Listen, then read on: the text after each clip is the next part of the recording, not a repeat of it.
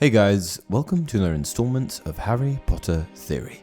In today's video, we're going to be once again discussing everyone's favourite lady in pink, Dolores Umbridge.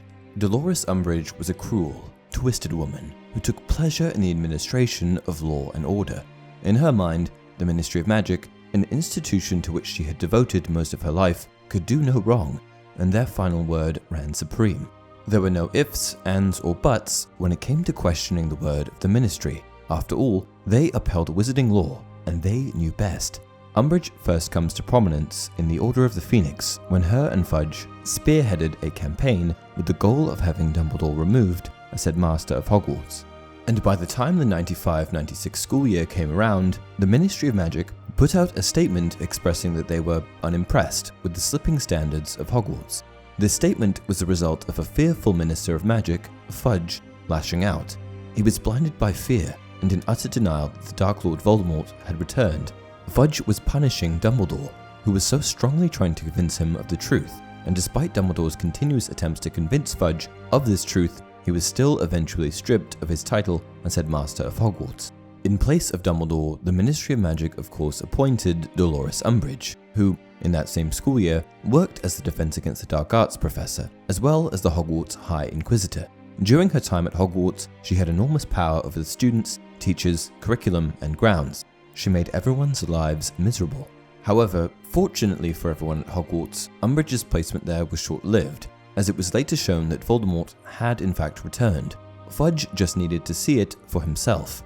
After the events of the Order of the Phoenix, Umbridge returned to the Ministry of Magic, conducting business as usual and picking up where she left off. However, by the time the Deathly Hallows came around, Dolores' character had a few more developments. First of all, she was now in possession of Salazar Slytherin's locket.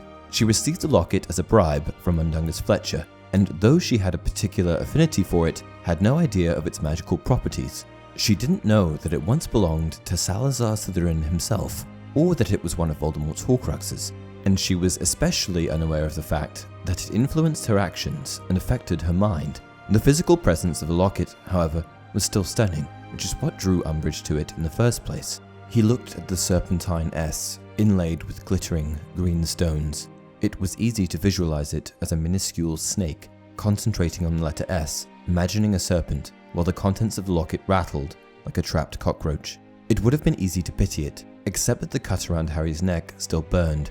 The golden doors of the locket swung wide with a little click. Behind both of the glass windows within blinked a living eye, dark and handsome as Tom Riddle's eyes had been before he turned them scarlet and slit-pupiled. The soul shard within the locket exerted a negative energy force on anyone in its proximity, you see, which is why Harry Potter, Hermione Granger, and Ron Weasley all became irritable when it hung around their necks. Umbridge, however, embraced the locket fully, as she was already quite a malicious character to begin with. Umbridge, who was already quite sinister, became increasingly more cutthroat with the locket hanging around her neck, which led to her eventual placement in the Deathly Hallows as head of the Muggleborn Registration Commission. The function of this commission was absolutely ridiculous, the perfect absurd pairing with someone like Umbridge. The Ministry of Magic is undertaking a survey of so-called Muggleborns, the better to understand how they came to possess magical secrets. Recent research undertaken by the Department of Mysteries reveals that magic can only be passed from person to person when wizards reproduce, where no proven wizarding ancestry exists. Therefore, the so-called Muggleborn is likely to have obtained magical power by theft or force. The Ministry is determined to root out such usurpers of magical power, and to this end has issued an invitation to every so-called Muggleborn to present themselves for interview by the newly appointed Muggleborn Registration Commission. So, what does Umbridge's heritage look like? Surely she must be confident in her pure-blood status if she's heading such a commission, right? In the following excerpt from the Deathly Hallows, which shows a conversation between Hermione and Umbridge, she seems to suggest that she's related to a pure-blood family. That's pretty, Dolores, she said, pointing at the pendant gleaming in the ruffled folds of Umbridge's blouse. What? Snapped Umbridge, glancing down.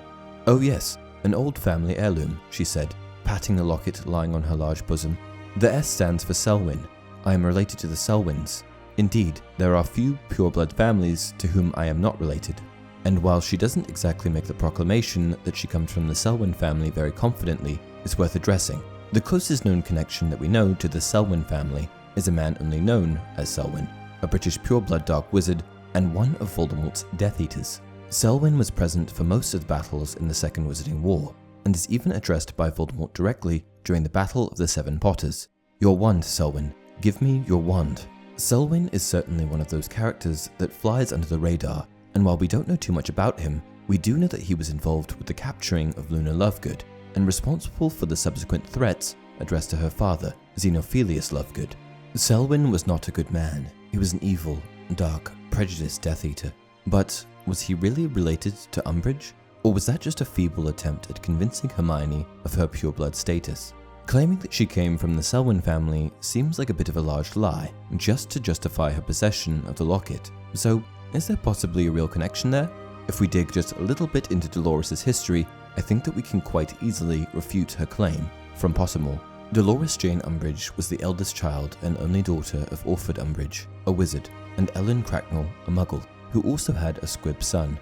Dolores' parents were unhappily married, and Dolores secretly despised both of them. Orford for his lack of ambition — he had never been promoted and worked in the Department of Magical Maintenance at the Ministry of Magic — and her mother Ellen for her flightiness, untidiness, and muggle lineage.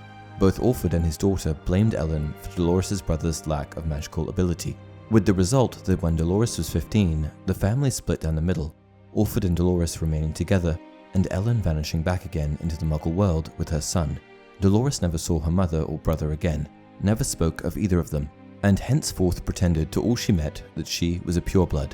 One thing that I've always found interesting is how Umbridge established herself and got started in the Ministry without her identity ever being properly questioned, in a world that had only just recently begun to accept half-bloods and muggleborns as part of their society.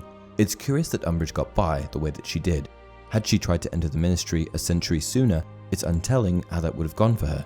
However, it is revealed that those who did passively question her identity, or her father's, almost always had nasty things happen to them. Nasty things tended to happen to people who asked about Orford, or anything that Dolores did not like talking about, and people who wanted to remain on her good side pretended to believe her version of her ancestry. So why did she lie and say that she came from the Selwyn family? First of all, I think that the apparent jumpiness in her voice when questioned about the locket is totally indicative of a liar. She's currently serving as head of the Muggleborn Registration Commission, and I can't think of a worse time for it to be surfaced that you're a half-blood. Additionally, Umbridge is very concerned with her image, and she was likely almost overly keen to convince everyone of her pureblood status. Whether she knew that the S stood for Slytherin or not is unclear, but she obviously felt compelled to make some sort of connection between the S and another pureblood wizarding family, and Selwyn was just the first that came to mind. Could Dolores be related to the Selwyn family somewhere in her lineage? Possibly, but is it likely? I don't think so. And that's it for this video. If you enjoy the content, please like the video and subscribe to the channel. Until next time, you're a wizard, Harry.